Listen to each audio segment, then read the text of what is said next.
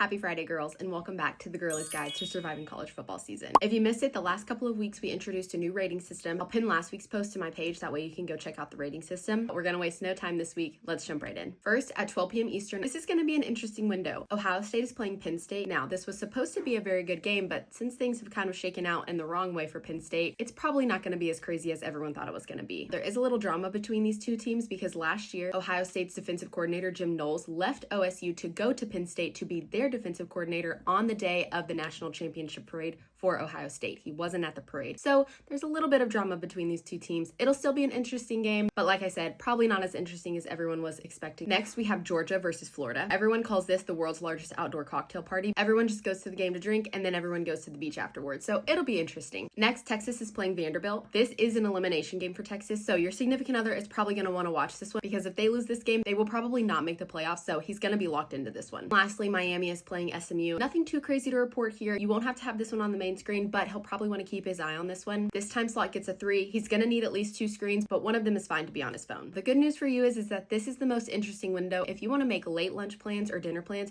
you are set for the rest of the day. At 3:30 Eastern, 2:30 Central, if his specific team is not playing, then you're fine. There's not really a lot of games going on, so this is the prime time to start getting ready for that Halloween party you guys are going to. And then lastly, at 7:30 Eastern, 6:30 Central, Oklahoma is playing Tennessee. This is another elimination game because the loser of this game will not make the playoffs. However, this is the only interesting one of this time slot. So if he's using this as an excuse to not go to your Halloween party, don't let him because he can watch on his phone and be totally fine. Both of these time slots, 3:30 and 7:30, only get a 1. That's it for today, you guys. We will see you next week and happy Halloween.